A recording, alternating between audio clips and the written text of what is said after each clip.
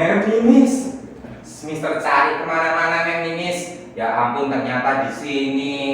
Wah, Mem Ninis itu Mister cari kok cari di bawah, di atas, ruang kepala sekolah, labkom, ruang guru, nggak ada semua ternyata di sini. Mem Ninis lupa ya? Lupa apa, Mister? Kan dari ini, Mem Ninis dan Mister Eriko kita akan menemani anak-anak devotion. Kan bukan aku jadwalnya, Mister. Oh, bukan Mem Ninis ya? Bukan. Nah, terus siapa ya anak-anak ya? Oke deh Mem Ninis, kalau begitu Mister Eriko cari dulu ya Mem Ninis ya. Semangat. Mister. Mem Amanda lupa ya. Apa? Hari ini kita jadwal devotion Mem, menemani anak-anak bersama. Oh, masa sih? Iya. Enggak kok, ini aku barusan lihat jadwal, aku enggak. Dan terus jadwalnya Mister hari ini sama siapa? Siapa ya? Mister Eriko sudah ke Mister Jimmy, Mister Eriko sudah ke Member Nok, bahkan Mister Eriko sampai ke mememnya TK. Gak ada yang tahu ini jadwalnya Mister Eriko sama siapa. Mem pasti sama Mem Amanda. Enggak lah, aku Iya. kemarin, Mister. Nah, terus Mister Eriko sama siapa, Mem? Coba cari lagi deh. Atau sendirian juga nggak apa-apa, Mister. Jangan dong, kan kita mau menyembah Tuhannya bersama-sama. Udah cari dulu ya. Udah, Mister Eriko cari dulu ya. Bye.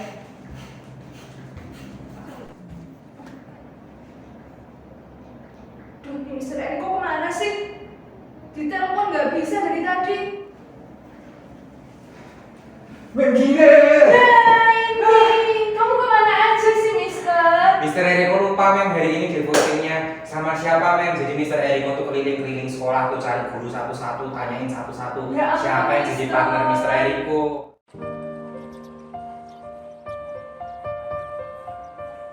Maaf ya anak-anak, Mister Eriko dan Mem Gina jadi terlambat ini karena Mister Eriko lupa kalau ternyata Mister Eriko hari ini akan menemani anak-anak bersama dengan Mem Gina untuk Iya. menyembah Tuhan dan Memuji Puji Tuhan Tuhan. bersama-sama. oke. Wah, ini luar biasa ya Mem dekor ruangannya ya. Hati-hati seperti bajunya kita nih pinky-pinky nih. Nah, Mister Eriko kalau ingat pinky-pinky ini keinget apa ya Mem ya? Mem Gina keinget apa kalau melihat warna pink ini? Hari Valentine. Hari Valentine, Kak Mister Eriko. Kalau inget pink itu keinget momen-momen romantis. Asik. Romantis bersama Tuhan Oh Yesus. iya, kirain romantis sama siapa?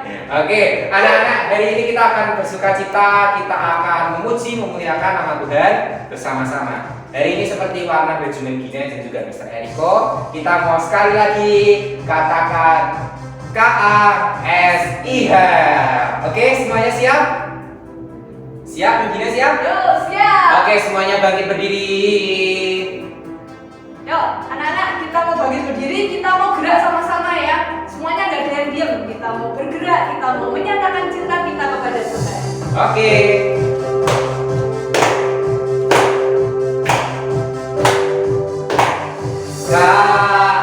KASIH, KASIH, kasih kasih kasih, kasih kasih kasih, kasih KASIH, KASIH, KASIH, kasih kasih kasih, kasih kasih kasih,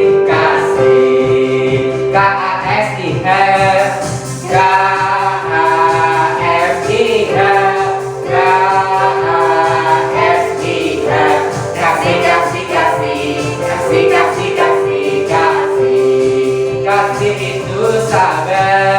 Kasih itu sabar, tidak suka marah, sayang kepada teman, seperti kasih Yesus.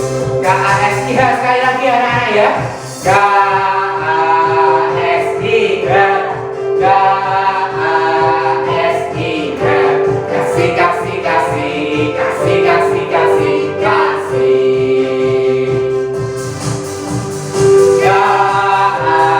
KASIH, KASIH, kasih kasih kasih, kasih kasih kasih, kasih. KASIH lagi. KASIH.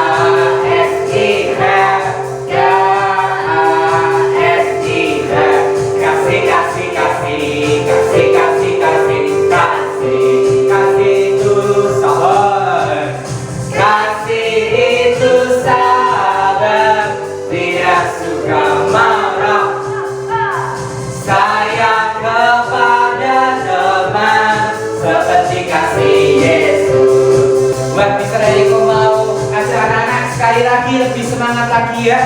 Kita mau joget, kita mau nyanyi, kita mau bersuka cita, kita mau undang biar kasih Tuhan semakin kuat dalam hidup kita. Kita mau katakan KASIH ya. Mr. Eriko belum capek, Bunda belum capek kan? Belum dong. Ya, Mr. Eriko percaya anak-anak di rumahnya juga belum capek. KASIH, KASIH, kasih kasih kasih kasih kasih kasih kasih. One more time. KASIH, KASIH, kasih kasih kasih kasih kasih kasih kasih. Kasih itu sabar, kasih itu sabar, tidak suka marah. Sayang kepada teman seperti kasih Yesus. KASIH, KASIH,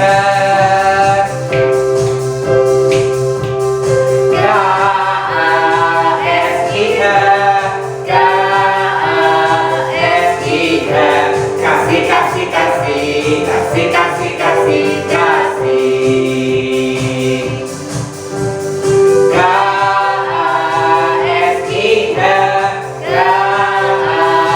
KASIH, kasih kasih kasih kasih kasih kasih kasih. Kasih itu sabar, kasih itu sabar, tidak suka marah.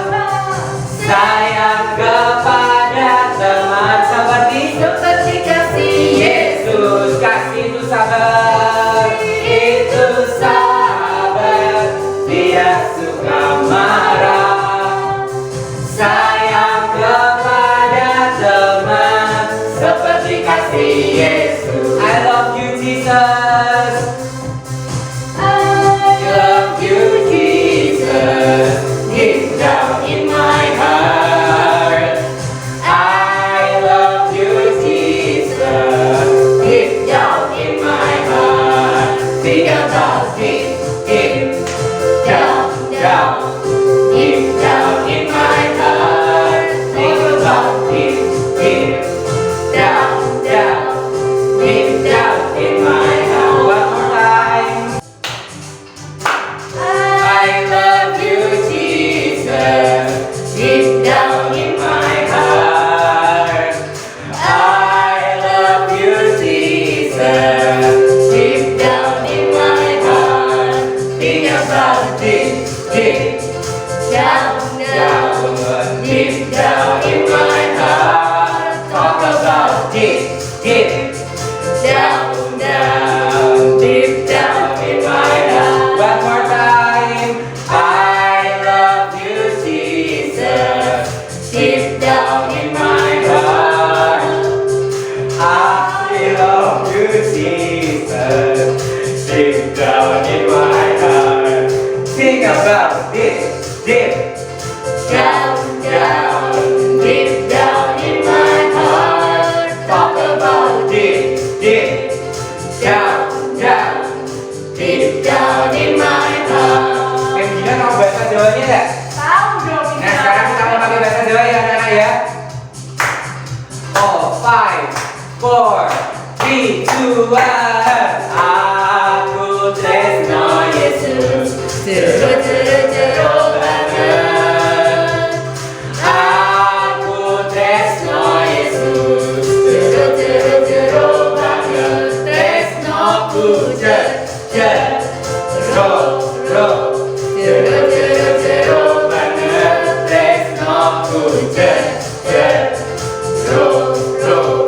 jero banget. Sekali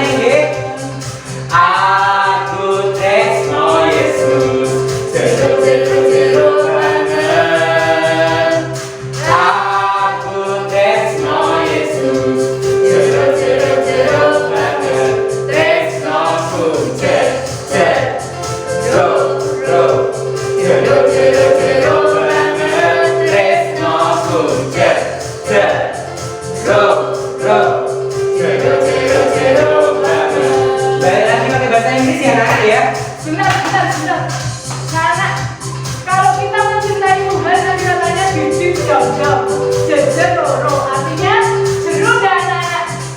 Jeru ya, kita mau nari yang sungguh-sungguh anak-anak. Kita mau nari sampai kita ini benar-benar memberikan tubuh kita ini sungguh-sungguh sampai bawah ya anak-anak ya. Kita mau nari ya. Oke. Deep down deep down in my heart sampai tangannya nyentuh lantai. Yuk kita mau ulang sekali lagi. Yo, I love you Jesus, deep down in my heart. I love you Jesus, deep down in my heart. Think about deep down, deep down in my heart. Thought about deep down, deep down in my heart. One more time. I love you, Jesus, deep down in my heart. I love you, Jesus, deep down in my heart. Think about deep down, deep down in my heart. Talk about deep down, deep down in my heart. Yeay! Semuanya masih bersemangat? Oh masih bisa. Masih. Misternya bersemangat gak ini? Tentu Mr. Eriko juga bersemangat. Asik. Semuanya. Padahal pengen Gina lihat Mister Eriko capek anak-anak. Capek gak sih Mister? Mr. Eriko capek sih Mem Gina, tapi untuk memuliakan dan memuji nama Tuhan, Mr. Eriko masih semangat. Asik. Yuk kita mau nyanyi sekali lagi. Kasih sukacita, damai sejahtera, kesabaran, kemurahan, kebaikan, kesetiaan, kelemah lembutan, penguasaan diri. Sekali lagi. Kasih sukacita, damai sejahtera, kesabaran, kemurahan, kebaikan, kesetiaan, kelemah lembutan, penguasaan diri. Semua ada di dalamku, bertumbuh dengan kuat. Hidupku menjadi berkat, hidupku menjadi terang, membawa kasih Tuhan. Hidupku menjadi berkat, hidupku menjadi terang, membawa kasih Tuhan. One more time, kasih sukacita, kasih sukacita, damai sejahtera, kesabaran, kemurahan, kebaikan, kesetiaan, kelemah lembutan, penguasaan diri. Semua ada di dalamku, bertumbuh dengan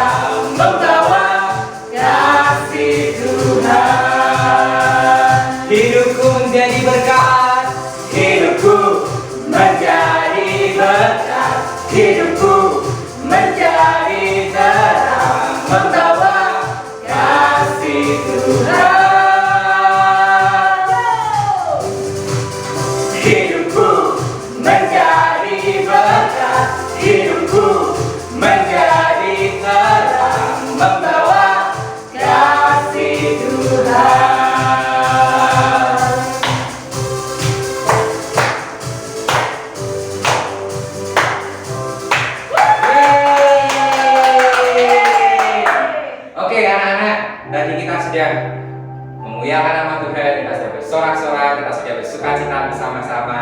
Nah ini saatnya anak-anak, ya kita mau masuk lebih dalam lagi, kita mau menyembah Tuhan, kita mau berikan penyembahan yang terbaik yang kita bisa berikan. Yuk semuanya, Mr. Eriko dan Mbak Gina ajak anak-anak semuanya. Anak-anak boleh berdiri, anak-anak boleh duduk.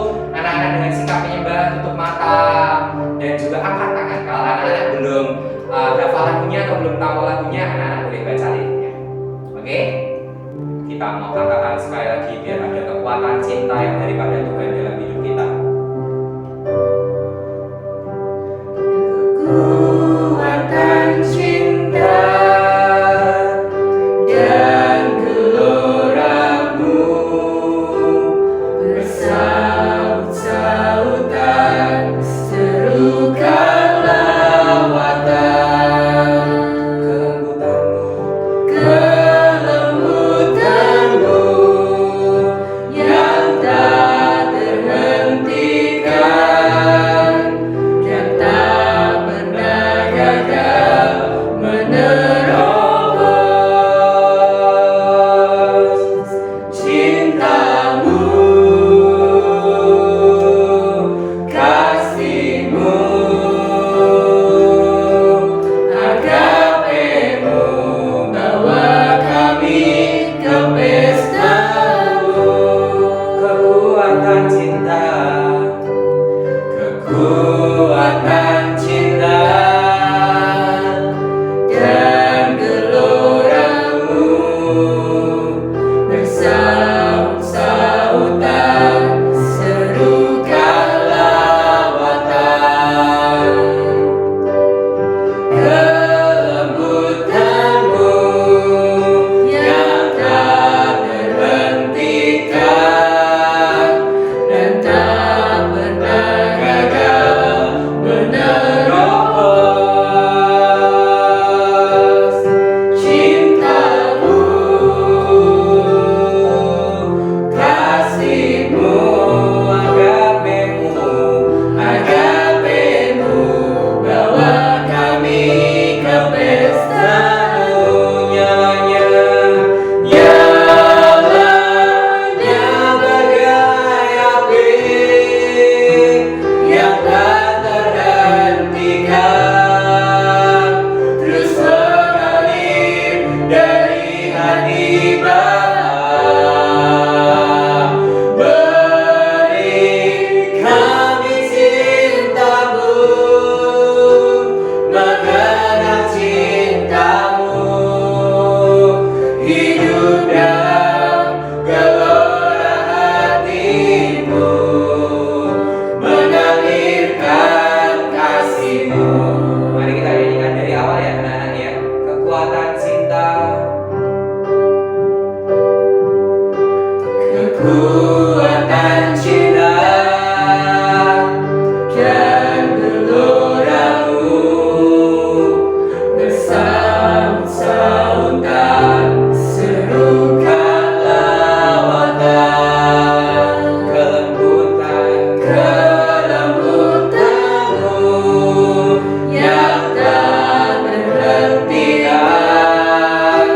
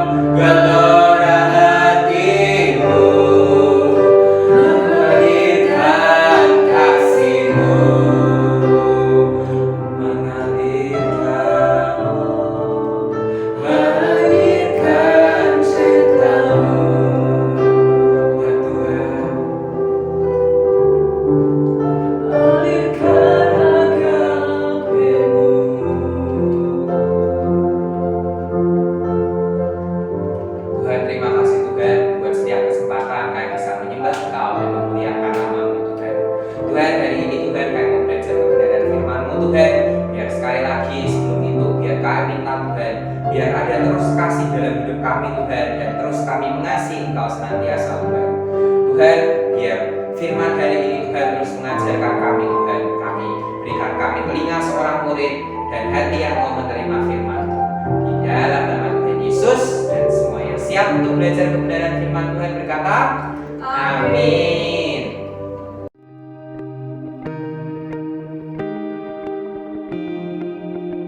Hai, Shalom, anak-anak SD Shalom. Apa kabar kalian? Kami berharap kalian tetap sehat, tetap kuat, dan tetap semangat.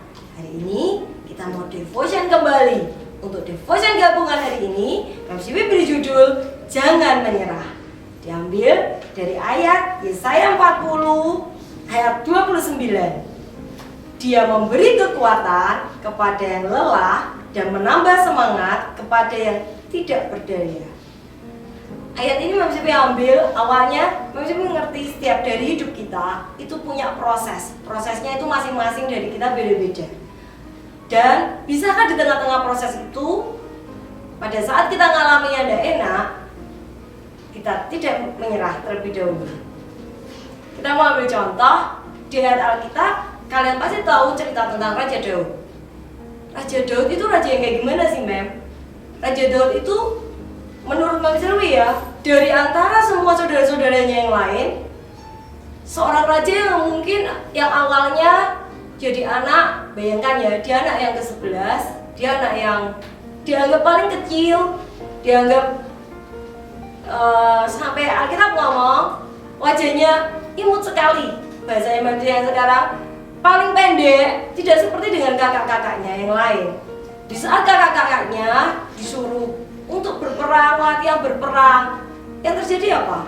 Raja Daud suruh ke padang berumput hijau, disuruh mengembalakan domba yang begitu banyak. Kakak-kakaknya pegang senjata entah itu panah, pedang. Raja Daud senjatanya hanya ketapel. Ingat ya, Raja Daud tetap belajar. Raja Daud mengalami proses. Dia tidak mau nyerah, nak. Latihannya kayak gimana? Latihannya dia itu memakai ketapelnya untuk membunuh singa, membunuh musuh-musuhnya, musuh-musuh dombanya maksudnya, Mem Sylvie. Yang apa sih? Musuhnya itu mungkin serigala, singa, dia lawan itu. Sampai suatu saat Tuhan promosikan Raja Daud yang bertemu dengan Goliat. Disitulah Raja Daud menang. Disitulah seorang Daud yang dicemooh oleh kakak-kakaknya, dianggap kecil, diejek oleh kakak-kakaknya, oleh orang teman-temannya, mungkin dia diangkat Tuhan, dipromosi Tuhan menjadi seorang raja yang besar. Kalian juga bisa ambil contoh yang lainnya. Kalian pasti ngerti cerita tentang Yusuf. Yusuf itu gimana sih? Yusuf itu juga tidak enak, nah. Yusuf itu awalnya mungkin menjadi anak kesayangan dari papahnya, dari ayahnya. Tapi apa yang terjadi? Yusuf pun diproses karena dia suka bermimpi. Kakak-kakaknya pada mengejek. Kakak-kakaknya bilang, "Hai si tukang mimpi." Terus dan terus begitu.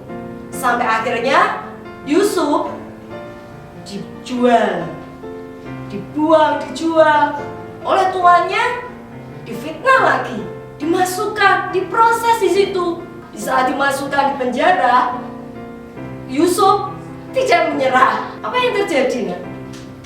Setelah itu Tuhan promosikan lagi Daud, Yusuf untuk menjadi seorang yang besar, menjadi seorang raja. Dia melalui proses yang Memsi mau bilang, jangan menyerah. Hari ini Memsi itu ingat, anaknya Memsi itu suka banget sama susu kotak. Susu kotak ini adanya di kemasan ya. Kemasannya, kalian lihat, kemasannya ini kan dari kertas kalau kalian tahu, bukan dari botol. Kalian tahu enggak? Prosesnya pun tidak mudah. Apakah orang yang menciptakan kemasan ini, susu di dalam kotak ini, apakah bisa langsung diminum sama kita, bisa jadi seperti ini? Tidak, nah. Kita mau lihat ya videonya tentang susu ultra. Teman-teman pernah nggak minum susu di dalam kotak? Pasti pernah dong. karena yang jual banyak, tersedia di mana-mana. Dan sekarang ini memang kemasan susu kebanyakan ditaruhnya di dalam wadah kotak. Praktis, higienis, tinggal ambil sedotannya dan bisa langsung diminum. Nah, ini berbeda dengan keadaan di zaman dulu. Saat susu itu masih disimpan di dalam wadah botol kaca. Kalau mau minum, itu repot sekali. Karena botol kaca itu kan berat, besar, dan tentunya ia mudah pecah. Nah, terus gimana sih ceritanya awal susu diwadahi di dalam kotak kertas seperti sekarang ini? Jadi cerita dimulai pada tahun 1915.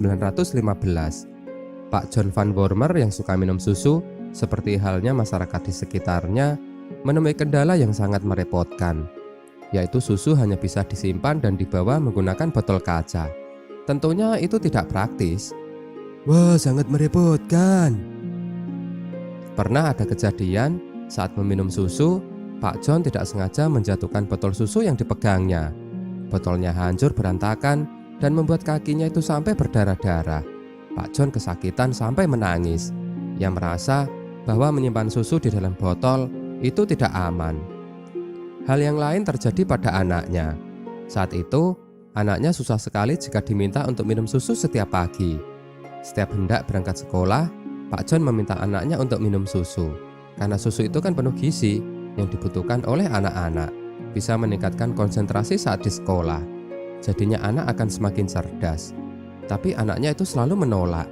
Ia mengatakan, "Bisakah aku meminumnya saat nanti di sekolah saja ya?" Pak John ingin sekali mengabulkan permintaan anaknya itu.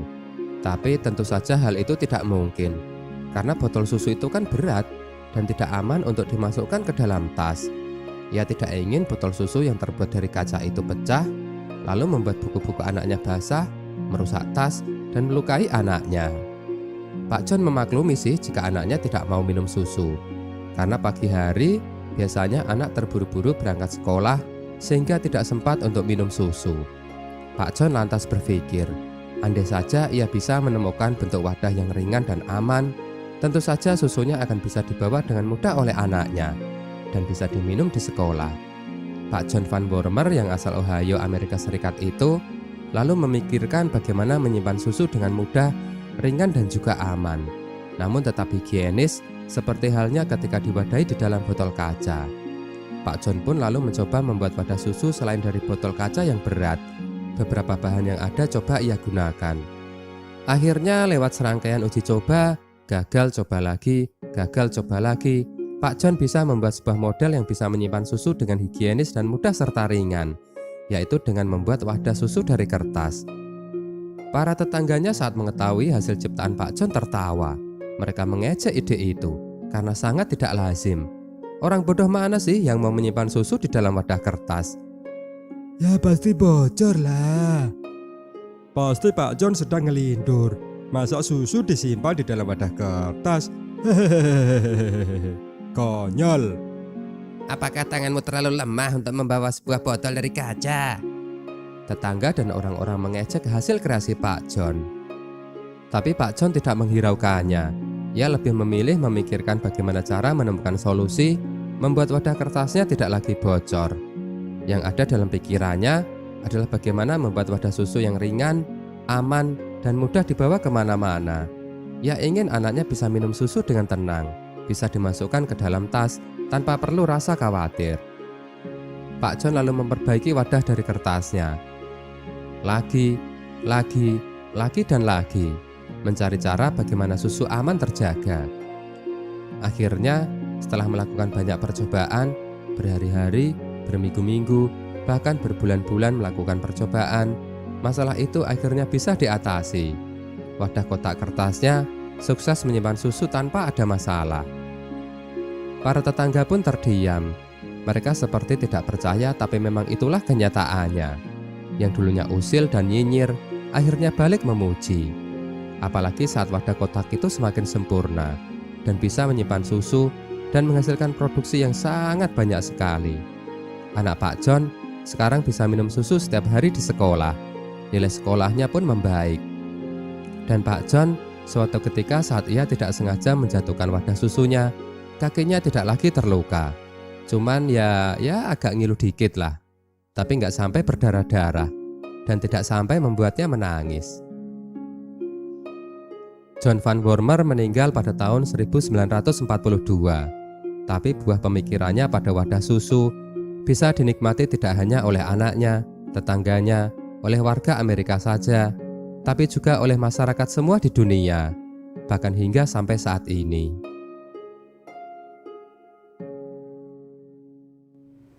Nah, setelah kalian lihat, prosesnya tidak mudah, penuh ejekan, penuh hinaan. Mana ada susu dimasukkan yang awalnya dipotong, yang kalau jatuh kena kaki sakit, berantakan di mana-mana. Mana ada susu itu bisa dimasukkan di dalam kertas dan dijadikan dikemas kotak dengan bagus seperti ini. Dan kalian hari ini bisa bawa kemana-mana. Orangnya yang menciptakan susu kotak ini itu juga mengalami proses yang namanya ujian demi ujian, hinaan demi hinaan, ejekan demi ejekan. Itu tidak enak, nah.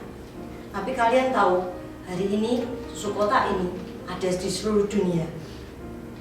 Susu ultra yang kalian minum itu dari orang yang mengalami proses dan berkata, aku tidak mau nyerah.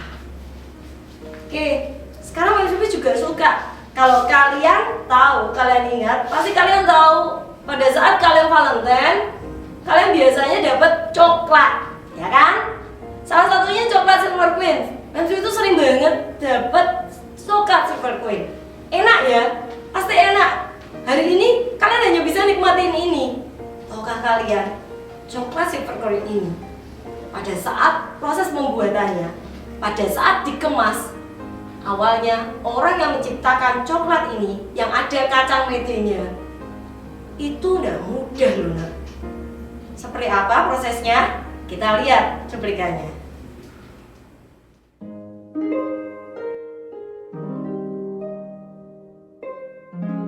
Semua pasti kenal dengan Silver Queen dong. Coklat yang enak dengan maman kacang mete yang gurih. Aku itu dulu mikir kalau Silver Queen buatan luar negeri. Soalnya enak dan kemasannya modern gitu kan, ala-ala Eropa. Ternyata produksi dalam negeri. Benar-benar hebat dan membanggakan.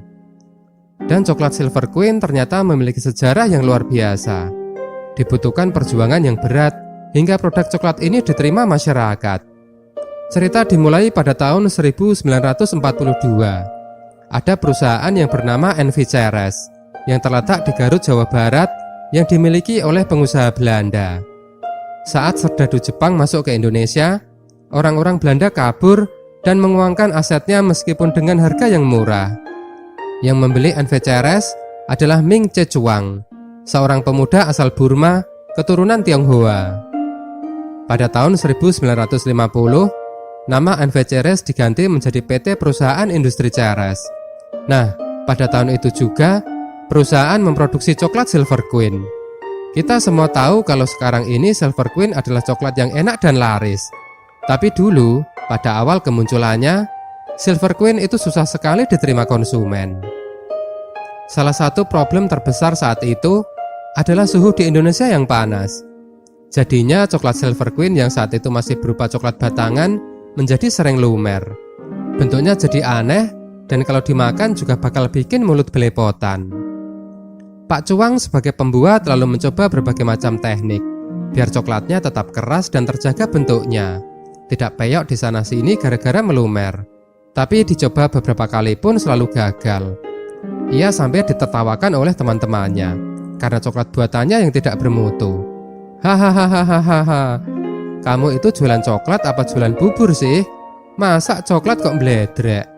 Ejek teman-temannya. Coklatmu itu loyo kayak nasibmu. Hina temannya yang lain. Pernah waktu itu Pak Cuang yang masih terlibat secara langsung dalam proses menjual produk datang ke sebuah toko. Maksudnya ia ingin menambah lagi stok Silver Queen. Tapi pemilik toko menolak dan marah-marah. Ia bilang Silver Queen Pak Cuang tidak laku, malah bikin kotor tokonya sebab coklatnya lumer dan keluar dari bungkusnya. Belum lagi masalah semut. Pokoknya sangat membuat repot. Teman-teman Pak Cuang yang iba mengusulkan agar Pak Cuang menyerah saja. Daripada coklat, Lebih baik kamu jualan beras atau gula saja, pasti bakalan laku, kata mereka. Tahun-tahun itu memang negara Indonesia baru saja berdiri. Kebutuhan akan jajanan apalagi coklat sebenarnya memang tidak terlalu penting. Tapi Pak Cuang berkeyakinan bahwa coklat Silver Queen bakalan bisa diterima oleh pasar. Ia hanya perlu memperbaikinya saja. Ia hanya perlu menemukan solusi bagaimana cara membuat coklat yang tidak lembek. Pada suatu ketika saat Pak Cuang beristirahat di bawah pohon yang rindang, sehabis berkeliling menitipkan produknya ke toko-toko, ia duduk sembari makan kacang mete yang tadi ia beli di pasar. Rasanya enak, gurih, tapi keras sekali. Giginya itu sampai sakit dan berdarah. Kata Pak Cuang, kacang mete itu seperti batu. Tapi justru dari kejadian itu Pak Cuang mendapatkan ide. Ia tersadar, seperti kalau membuat bangunan, tentu saja semen tidak akan cukup. Dibutuhkan batu agar bangunan menjadi kuat dan kokoh. Pak Cuang lalu membeli kacang mete yang banyak dan segera mencampurkannya ke dalam adonan produksi coklatnya. Ia mencampur coklat dengan kacang mete yang keras agar produk coklat Silver Queen-nya kuat seperti beton yang bertulang. Ide itu malah ditertawakan teman-temannya. Kamu kok konyol sekali sih? Pak Cuang, kepalamu itu sudah panas ya? Jangan-jangan kamu sudah gila. Coklat kok dicampur mete? Dasar Pak Cuang stres. Semua mencibir idenya Pak Cuang. Pak Cuang malu, tapi ia tidak peduli. Ia yakin dengan apa yang ia lakukan. Pak Cuang pun mulai mendistribusikan produk coklat pertamanya yang sudah mengandung kacang mete. Tapi toko-toko rupanya menolak. Sudahlah Pak Cuang, coklat kamu itu tidak enak. Pemilik toko masih juga tidak percaya. Tapi Pak Cuang mengatakan bahwa produk coklatnya yang sekarang ini tuh berbeda, sudah lebih kuat. Pak Cuang sampai mengatakan, jika saja coklat yang aku titipkan ke tokomu ini tidak laku dalam seminggu, maka aku akan membeli semuanya sendiri. Pemilik toko akhirnya bersedia. Biarlah coklatnya Pak Cuang ada di sini. Seminggu lagi, aku akan singkirkan semuanya untuk selama-lamanya. Begitu batin si pemilik toko yang jengkel menanggapi permintaan Pak Cuang.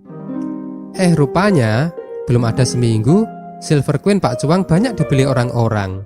Pemilik toko itu sampai terheran-heran. Pembeli datang membeli satu, lalu datang beli lagi, datang lalu beli lagi. Dulu tidak pernah seperti ini. Kejual satu sehari aja udah syukur. Hingga akhirnya Silver Queen puluhan biji hanya tinggal satu. Si pemilik toko penasaran kan? Ya lalu ambil dan coba sendiri.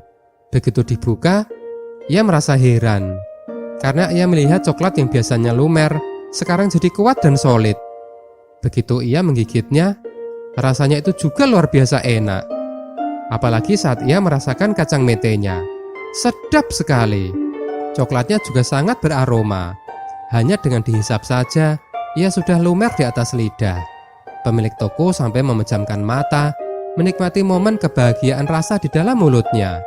Sedap, lembut, beraroma, gurih, lezat, manis, harum. Lidahnya termanjakan, hatinya bahagia. Besoknya Pak Cuan dikunjungi oleh si pemilik toko. Ia mengabarkan semua coklatnya habis terjual. Pemilik toko pesan coklat Silver Queen lagi. Pak Cuan kaget seperti tidak percaya, tapi memang itulah kenyataannya. Sejarah telah tercipta. Dari produk yang tidak laku menjadi produk yang banyak dicari. Pak Cuan mulai banyak memproduksi coklat Silver Queen-nya, yang ia jual ke toko-toko, dari kota ke kota, bahkan lintas provinsi. Bisnisnya yang dulu loyo, sekarang makmur dan berjaya. Teman-temannya yang dulu suka menghina-hina, kini sudah tidak lagi terdengar cibirannya. Malah, kalau pas ketemu secara tidak sengaja, mereka suka senyum-senyum sok manis. Keajaiban belum berhenti. Pada tahun 1955, pada saat dilangsungkan konferensi Asia Afrika di Bandung, ada pesanan dari orang nomor satu di negeri ini, yaitu Bung Karno, sang Presiden Republik Indonesia. Ia ingin tamu-tamu delegasi dari luar negeri itu mendapatkan jamuan yang istimewa. Salah satunya yaitu dengan coklat Silver Queen. Karena memang Pak Karno sangat suka sekali dengan Silver Queen. Dan kabarnya beliau tidak mau makan coklat selain Silver Queen. Pak Cuang gembira sampai-sampai ia menangis. Semenjak itu, perjalanan Silver Queen pun semakin menanjak, hingga bisa sehebat sekarang. Pak Cuang ingat betapa sedihnya menjual coklat yang malah lumer. Ia juga ingat saat ditertawakan oleh teman-temannya, sampai-sampai ia malu dan menangis. Ia ingat juga betapa capeknya ditolak oleh toko-toko saat ia berkeliling untuk menawarkan produknya. Tapi semuanya sekarang telah terbayar. Beberapa tahun penderitaan saat memulai usaha akhirnya berganti menjadi tahun-tahun penuh kebahagiaan dan kejayaan untuk produk Silver Queen, bahkan hingga sampai saat ini.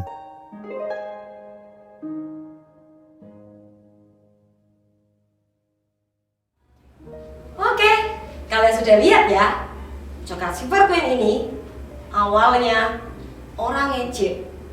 Coklat apaan tuh? Waktu dipegang meleleh. Setelah itu nggak enak lagi. Bahkan toko yang diserahin untuk menjualkan coklat Silver Queen ini nggak ada yang mau. Nggak ada satupun yang mau. MCV kagum banget. Orang ini diejek sama teman-temannya, dihina-hina, tapi dia tidak menyerah. Pada saat gagal, dia coba lagi, dan coba lagi, sampai akhirnya ketemu kacang mede. Kacang itu dicampur ke coklat. Kalian tahu ya, akhirnya terciptalah coklat Silver Queen. Yang MCV kagum lagi, ini adalah salah satu coklat favorit dari salah satu orang nomor 1 di Indonesia, yaitu Bapak Insinyur Soekarno. Ini suka banget sama ini coklat ini, sampai-sampai dijadikan makanan yang disajikan untuk orang-orang dari luar negeri yang datang ke Indonesia. Luar biasa ya. Nah, kalian tahu itu, kalian ngerti, semua itu ada prosesnya. Semua itu selalu lalui hal yang mungkin tidak enak. Hari ini seperti kaos yang MCV pakai. Setiap MCV pakai ini, MCV ingat, never give up, nak. Jangan menyerah, apapun yang kalian hadapi. Hari ini mungkin kalian sedang menghadapi, Mem, udah enak ya Mem, baru aja selesai liburannya. Hari ini, minggu-minggu ini Mem, PR-nya banyak, ulangannya banyak, numpuk-numpuk. Bahkan sebentar lagi mau tes Mem, mau kenaikan kelas, udah enak Mem. Jangan mengeluh nak, jangan menyerah, tetap belajar, tetap berusaha, tetap berkata, Tuhan tolong aku. MCV percaya, MCV sangat percaya kalian bisa naik kelas dengan nilai yang bagus kalau kalian tidak menyerah. Hari ini apapun yang kalian hadapi, apapun yang kalian lalui, masih berharap, never give up. Jangan menyerah. Engkau akan jadi anak yang luar biasa dan diberkati Tuhan lebih lagi. Bahkan MCV berdoa, kalian dipromosi Tuhan menjadi raja-raja ilahi yang dari Tuhan, menjadi raja-raja yang berkenan di hadapan Tuhan dan di hadapan manusia, menjadi orang-orang yang hebat, menjadi orang-orang yang besar, yang berkenan di hati Tuhan. Oke, masih mau berdoa ya? Yuk kita berdoa. Tuhan Yesus, bawa setiap kami Tuhan melalui proses dengan Tuhan, dan kami tetap berkata, kami tidak menyerah, karena ada Tuhan yang memberi kekuatan, memberi kemenangan pada setiap kami. Biar never give up, itu betul-betul atas hidup kami. Terima kasih ya Tuhan, buat anak-anak-Mu mengalami kemenangan demi kemenangan. Karena Engkau yang berjanji, kami adalah anak-anak yang lebih daripada pemenang. Dalam nama Tuhan Yesus, amin. Oke, Tuhan Yesus memberkati.